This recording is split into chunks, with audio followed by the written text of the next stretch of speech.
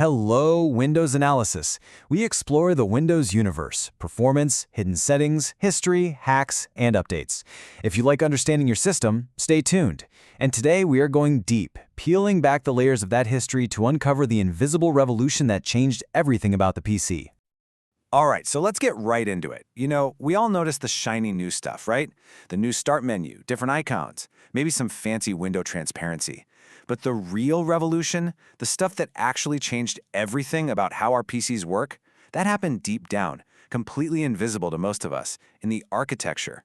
So the big question is, how did a simple, kind of flimsy graphical shell become the absolute brain of almost every PC on the planet? Well, that's the story we're going to unravel today. So here's how we're going to break it down. We'll start at the very beginning, with Windows just being a shell over DOS. Then we'll look at its weird split personality with the 90X and NT lines. We'll see how XP finally brought it all together, get into Vista's painful but super important revolution, and then see how it's basically fusing with the hardware today. Let's do it. Okay, first stop, the 1980s. You have to remember, the king of the castle back then was MS-DOS.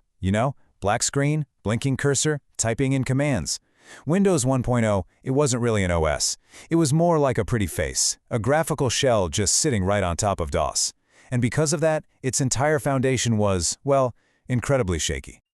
Yeah, this whole thing was built on an idea called cooperative multitasking, and it's exactly as fragile as it sounds. Think of it like a group conversation where everyone has to politely wait for their turn and say, "Okay, I'm done, you can talk now." But what happens if one person just stops talking, freezes up? The whole conversation just grinds to a halt. That was early Windows. If one little program decided to crash, it took the entire system down with it. It wasn't just a bug, the whole design was fundamentally brittle. So, because of that core instability, Microsoft did something pretty wild. For almost a decade, they were basically developing and selling two completely separate, totally different operating systems, and they called both of them Windows. Right, so on one side, for you and me at home, there was the 9X family. That's your Windows 95, 98, and ME. And these guys still had that old MS-DOS DNA baked right in. But for the serious business folks, there was the NT family. Now, this wasn't just an upgrade. It was a whole different animal, built from the ground up to be rock-solid, secure, and stable. So while your home PC was giving you the classic blue screen of death, the computers running the big companies were humming along just fine. They just didn't think we, the home users, were ready for it yet.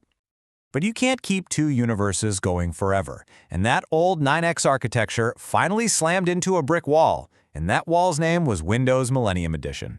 Oh, Windows ME. It was rushed out the door, it was famously buggy, and it really became a legend for being, well, a machine purpose-built for generating blue screens of death.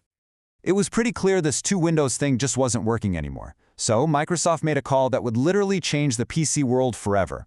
With Windows XP, they took that powerful, stable, professional NT kernel and finally brought it to everybody's home computer. And XP was a monster success, right? It unified the Windows world. But that popularity created a massive new problem. With pretty much everyone on the planet using it, XP became the #1 target for every virus writer and hacker out there. The old way of thinking, just patching on security later, was totally falling apart. Microsoft had to face a hard truth. Security couldn't be an add-on anymore. It had to be woven into the very fabric of the operating system. And that fundamental architectural shift arrived in the form of Service Pack 2. Now, this was way more than just a simple update. It was a complete change in philosophy for the entire company. Suddenly, the Windows Firewall was on by default for everyone.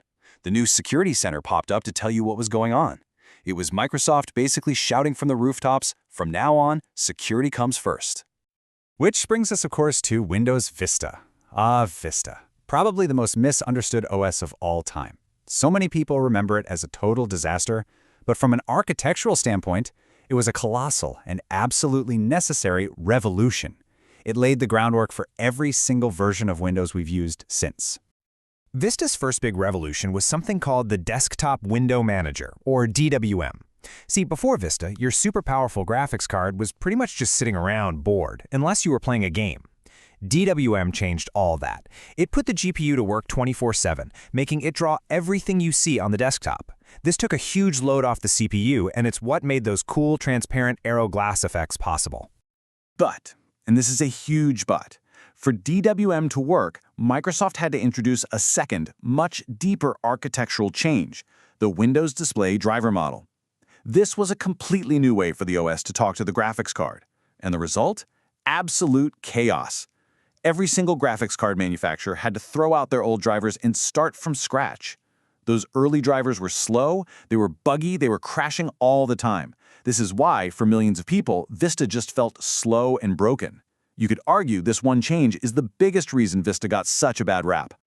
And the third big revolution was user account control, UAC. Oh yeah, you remember this.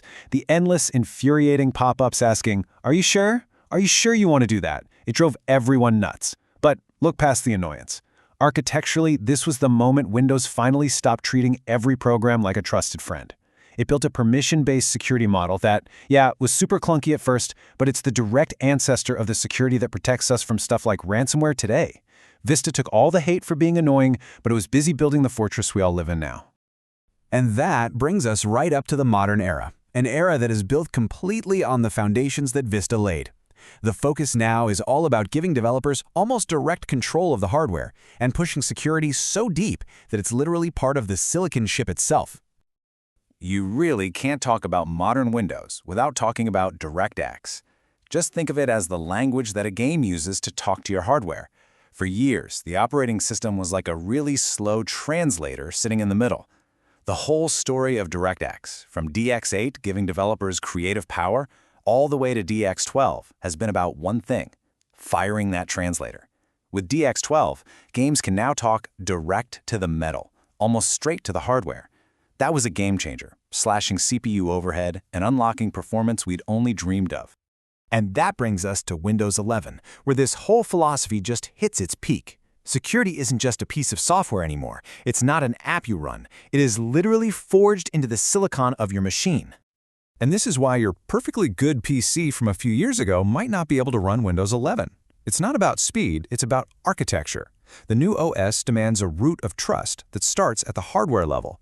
It needs specific tech like a TPM 2.0 chip and secure boot to build a security chain that's verifiable from the second you press the power button.